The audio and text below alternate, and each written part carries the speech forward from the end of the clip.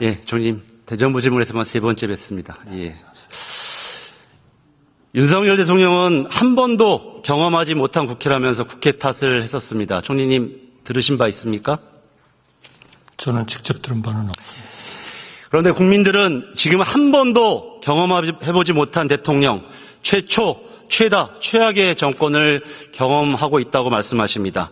민주화 이후로 최초로 대통령이 국회 개원식에 불참했습니다. 대한민국 정부 수립 이후 최초로 광복절 경축식이 파행되었습니다. 민주화 이후 최다의 거부권이 사용되고 있습니다. 인사청문 대상자 48%가 청문 보고서 채택 없이 임명 강행되었습니다. 총리님, 지난 대선에서 윤석열 후보를 찍었다는 우리 김포시 양촌읍에 사시는 80대 중반 강씨 어르신이 좀 대신 좀 여쭤보라고 하셨습니다. 저에게, 총리께. 윤석열 대통령은 국민 말은 죽어라 듣지 않고 왜 불통 밴댕이 정치를 이렇게 하느냐? 대체 왜 그러는 거냐? 이렇게 물어보라고 하셨습니다. 혹시 이런 말 들어보신 적 없습니까? 저는 들어본 적은 없습니다만, 많은 분들이, 대통령의 그러한 그 생각에 대해서 잘못 생각하는 분도 많다. 저는 그렇게 생각합니다. 그렇게 생각하는 사람은 잘못 생각하는 거고, 혹시 총리 주변에 있는 분들은 다 잘하고 있다, 이렇게 얘기하십니까? 어려운 부분이 분명히 있다고 인정을 하죠. 그러면서도 우리가 그렇게, 모든 거를 좀 경제를 포함해서 선방하고 있다는 것을 우리가 그렇게 무시할 필요는 없다. 이렇게 생각하고 있습니다. 대통령의 국정 브리핑이나 좀 전에 총리의 답변처럼 굉장히 자화자찬하셨는데요. 저 보시는 것처럼 국민들은 최악의 국정 지지율과 국민 신뢰도를 보여주고 있습니다. 윤석열 정권이 써나가고 있는 새로운 기록들로 인해서 심지어는 중도 성향의 단 18%만이 긍정평가를 하고 있다는 기록도 있습니다. 그런 여론조사도 있습니다. 그래서 말 그대로 이제 윤석열 정권은 심리적 탄핵 상태에 빠져들었다. 이렇게 평가도 있습니다. 저는 총리가 조금 전에 대답처럼 훌륭하게 잘하고 있다. 이런 것이 오히려 대통령을 정권을 2번 죽이고 있다. 이렇게 생각합니다. 지금 윤석열 정부 임기가 반환점에 다다랐습니다. 그리고 총선이 지난 지 5개월이 지났습니다. 총선에서 국민들은 윤석열 정부에게 국정의 기조를 변화해라 이렇게 명령을 하셨습니다. 인사가 만사라는 말처럼 국정 기조의 핵심적인 변화 요소는 인사를 어떻게 변화할 것이냐 이런 부분입니다. 총리님, 역대 우리 현 정사에서 집권 야당이 대패하고 이번처럼 참패하고 나서 총리가 유임된 사례가 있습니까? 글쎄요, 제가 모든 그 역사적인 관찰은 하고 있지 못합니다. 오래 공직 생활 하셨는데요. 사퇴하셨었잖아요. 총선 직후에. 왜 유임하셨습니까? 사의를 표명했습니다. 예, 사임하셨는데 다시 유임을 하시고 있습니다. 지금까지. 왜 그러신 겁니까? 대통령께서 당분간 일을 좀 추진해달라 이렇게 말씀을 하셨습니다. 유임이냐 아니냐 하는 것은 별로 중요하지 않습니다. 저는 이런 식으로 대통령이 총리를 전례 없이 다시 유임하는 것, 이런 것이 윤석열 대통령과 윤석열 정권의 불통을 보여주고 있다고 생각합니다. 또한 다음에 보여드릴 것 같은 인사 편중과 카르텔식 국정 운영이 오히려 대통령을 국민으로부터 저렇게 신뢰도가 떨어뜨리게 저는 만들고 있다고 생각합니다. 작년 아마 얘기를 때 제가 질의했던 거 기억나실 겁니다. 제가 윤석열 정권의 인사를 뉴 남영동 인사다 이렇게 얘기했습니다. 즉 뉴라이트, 남성, 영남, 서울대 동문 편중 인사를 제가 지적한 바가 있습니다. 그때 총리께서 뭐라고 답변하셨냐면 균형을 맞추려고 한다 이렇게 답변하셨습니다. 혹시 기억나십니까? 글쎄요. 균형을 맞추는 것도 중요하지만 역량에 따라서 직책을 맡는 것도 중요하다. 아마 같이 말씀하지 않았을까요? 예, 그런 답변은 안 해주셨고요. 네. 그럼 혹시 1년 정도가 지났는데 이제는 균형이 맞춰졌습니까? 기계적인 균형은 아닌 것 같고요. 예를 들면 그 과거 정부와 비교했을 때, 그 여성에 대한 그러니까 그 지역에 대한 균형은 조금 부족합니다. 그러나 나머지에 대해서는 상당 부분 같은 또는 비슷한 그런 그 비율을 보이고 있다 이렇게 생각합니다. 저는 여기 계신 동료 국민의힘 의원님들이 총선 결과에 대해서 얼마나 낙담하시고 그 원망을 윤석열 정부에 했을 거라고 생각합니다. 그래서 선거 이후에 얼마나 인사 문제가 개선되었는지 좀 확인해 봤습니다. 대통령실 비서관급 이상 총원은 53명에서 1년 전 58명으로 5명이 늘었습니다. 최근에는 공무원 줄인다고 하는데 대통령실 인사는 이렇게 늘은 거죠. 윤석열 대통령이 당선인 시절 제왕적 대통령 줄이겠다고 했었습니다. 그래서 30% 인원 감축하겠다고 했었습니다. 그런데 사과 한마디 없이 다시 이렇게 인원이 늘어난 겁니다. 그런데 문제의 핵심은 심각한 편중입니다. 당시 1년 전에 호남 출신이 3명이었는데 현재는 58명 중 4명으로 단 1명 늘었습니다. 여성은 여전히 3명에 불과합니다. 서울대 출신은 36%, 21명입니다. 하나도 달라지지 않았습니다. 이런 편중과 심각한 인사는 비단 대통령실뿐만 아닙니다. 윤석열 정권의 장차관급의 핵심 인사까지 붙게 되면 제가 210명을 전수조사해봤습니다. 장차관급 인사입니다. 여성은 9.5%인 20명에 불과합니다. 서울대 출신이 거의 절반인 98명에 다다릅니다. 지역 편중도 영남 출신이 호남 출신의 4배 이르는 80명, 38%를 차지하고 있습니다. 총리님, 호남이나 충청, 다른 지역, 강원 같은 데는 인물이 없습니까? 서울대만 대학입니까? 물론, 여성이 남성보다 능력이 부족합니까?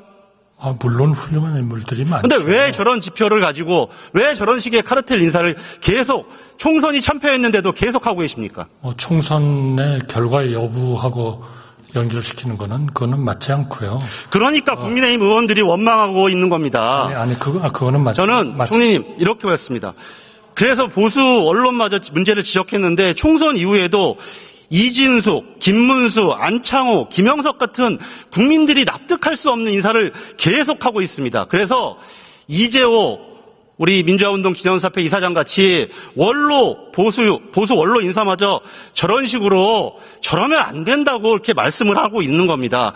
저런 고언을 들어주셔야 됩니다. 총리님의 인사 재청권은 대체 어디로 간 겁니까?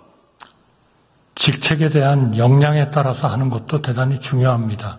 균형을 맞추는 것도 중요하지만, 그러니까 인사를 물론 과거에 2번 집권을 하셨으니까 다 해보신 경험이시겠지만 인사를 그렇게 적절한 분을 제때 맞추는 게 그렇게 쉬운 일은 아닙니다. 잘 아시겠습니다만 그런 과정에서 계속 그런 균형을 좀 더 맞추도록 그렇게 노력해 가겠습니다. 저는 그게 정권의 능력이고 준비된 대통령의 모습이라고 생각합니다. 그러지 못하고 있기 때문에 국민들로부터 신뢰도가 떨어지는 겁니다. 그리고 아까 같이 김문수 지금 노동부 장관 같은 분을 옹호하고 변호하면 국민들이 오히려 총리를 욕하고 대통령을 더 욕되게 하는 겁니다. 저는 그렇게 생각하지 않습니다. 검찰 정권이라는 것은 이미 다 알려진 사실입니다.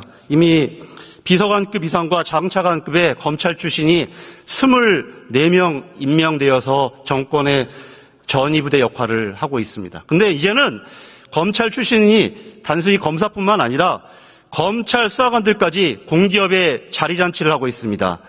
공기업 8곳에서 상임 감사직을 하고 있습니다. 평균 연봉 1억 6천만 원 이상의 6천만 원과 각종 혜택을 누리고 있습니다. 저기 최근에 마지막에 보신 분 대통령과 오랜 지인이라는 저 주기환 씨 이런 분들도 저보 연봉은 아마 3억이 넘는 것으로 알고 있습니다.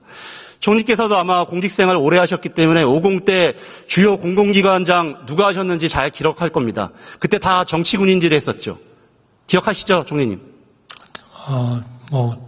자세히 기억하진 못합니다. 국민 여러분들이 아마 유신 사무관이라 그 당시에 공공기관들 다 다 뇌리에 기억하고 계십니다. 그런데 이제 검찰 독재 정권 하에서 군사 독재 신권의 군인들처럼 저런 자리들까지 달려들고 있는 모습 국민들이 다 보고 계시기 때문에 윤석열 정부의 말이나 행동 이런 것들이 전혀 신뢰도를 갖지 못하고 있는 겁니다. 총리님, 검찰청을 통째로 옮겨 놓으실 생각입니까? 의원님, 그분들이 어떻게 직무를 수행하는지를 그렇게 검토해 주십시오. 이렇게 그냥 무조건적인 균형, 무조건적인 이런 고려 이거 가지고는 좋은 인사가 안 된다는 거는 잘 아시지 않습니까? 제가 말씀드리는 게 기계적 균형을 말씀드리지 않는다는 거 잘 알고 그러니까 있습니다. 국민들이 보시기에 적절한 인사가 있습니다. 그것을 애써 부정하고 변호하시는 우리 총리님의 모습이 정말 안타깝습니다. 오히려 이렇게 카르텔 인사를 강화하는 것이, 그리고 인사권을 남용하는 것이 윤석열 정권의 생명이 더 단축되고 있다는 사실을 다시 한번 꼭 말씀드리겠고요. 이제 문제가 심각한 뉴라이트 인사 좀 말씀드리겠습니다. 아까 제가 말씀드렸던 80대 중반의 강씨 어르신이 이렇게 또 물어보십니다. 자기 80평생에 광복절 경축식이 파행되는 것을 상상도 해본 적이 없다, 이렇게 말씀하시고 계십니다. 저는 작년에 제가 정기국회 때 그때도 말씀드렸던 것 같습니다. 대통령이 갑자기 광복절 경축사에서 공산 전체주의란 말을 했었습니다. 황당무계한 말이었죠. 여기에 배경에는 한국 자유회의라는 이상한 극우단체가 있고, 이러한 인사들을 중용함으로써 윤석열 대통령이 오히려 갈등을 조장하고 있다, 이렇게 보시는 바와 같은 말씀을 드린 바가 있습니다. 이제는 독립기념관장, 한국학중앙연구원장, 국사편찬위원장 등 역사 관련 기관에까지 뉴라이트를 대거 기용해서 본격적으로 역사 교육에 친일 왜곡 논리를 주입하고 있습니다. 광복절을 광복절이라고 하지 못하는 그런 독립기념관장이 있다는 것, 총리께서는 어떻게 하는지 한번 두고 보자, 이렇게 얘기하시는데 과연 그게 제대로 된 인사가 맞습니까, 총리님? 아니, 한번 지켜보시죠. 그리고 지난번 그 광복절 행사, 이것은 잘 아시지 않습니까? 정부로서는 무슨 건국절을 어떻게 정할 생각이 전혀 없는데, 예를 들면 정부 수립일로 건국절을 정하려고 하는 거 아니냐라는 그런 이상한 일종의 가짜 뉴스에 그냥 현혹이 되신 분들 아니었나요, 그때? 그렇지 않다는 것은 제가 보여드리겠습니다. 정부가 아니라고 얘기를 하는데 왜 정부가 왜 그러냐면 아까도 말씀드렸던 것처럼 윤석열 대통령이 그런 사람들을 쓰고 있기 때문입니다. 제가 한번 보여드리겠습니다. 과거 뉴라이트 지식인 100인 선언이 있었습니다. 과연 이 100인 중에 몇 명이 윤석열 정부에서 활동하고 있는지 또 한번 제가 찾아봤습니다. 15명이 공직을 맡거나 대선 캠프 등에서 활동을 했습니다. 여기 계신 김용호 장관이나 김태호 씨 같은 분뿐만 아니라 현재 방송장악의 선봉장을 하고 있는 차기환 현 방문진 이사, 정승현 현 대통령실 정무이비서관, 김태현 현 국가교육위 상임위원, 이명희 현 한국학중앙연구원 이사, 김성열 현 국가평생교육진흥원 이사장 등이 그런 대표적인 분들입니다. 총리님, 아직도 좀 전에 말씀하신 것처럼 생각하십니까? 이런 분들이 활동하고 있기 때문에 친일 매국 인사, 다음에 넘겨보시죠.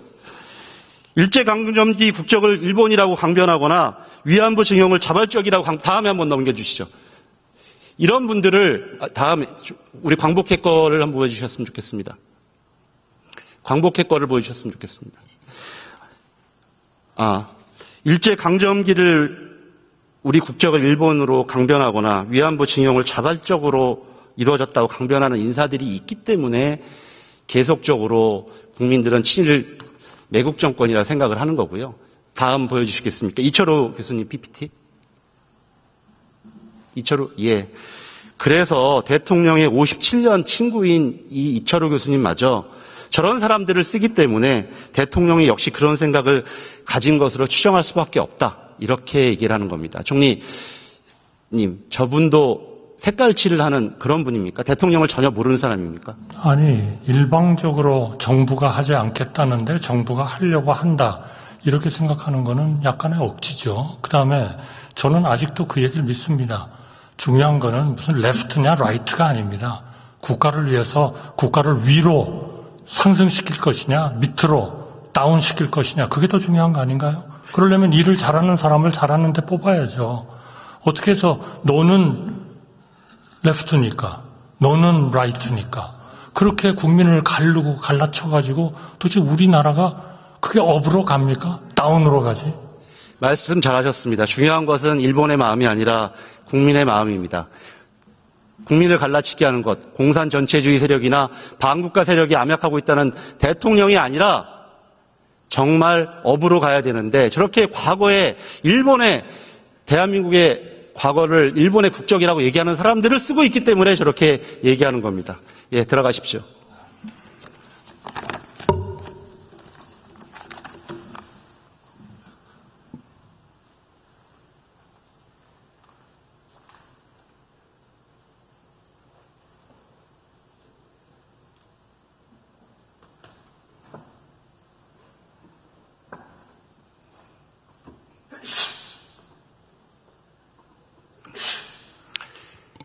(9월 2일) 윤석열 대통령은 이 자리에 오지 않았습니다. 그리고 그날 저녁 김건희 여사와 생일 파티를 했습니다. 윤석열 대통령이 개원식에 불참한 것은 45년 전으로 거슬러 올라갑니다. 10대 국회 때 이번 공고와 같이 공화당이 참패하고서 국회 개원식에 참석하지 않았습니다. 그리고 어떤 결과를 내셨는지 그 비참한 말로를 우리는 알고 있습니다. 윤석열 대통령이 그 비참한 결과를 답습하려고 하지 않는다면 헌정 질서를 따르고 국회와 국민을 존중해야 합니다. 저희 더불어민주당과 저는 끝까지 민주주의와 인권을 지키고 국민들을 지키면서 싸워나가겠습니다. 감사합니다.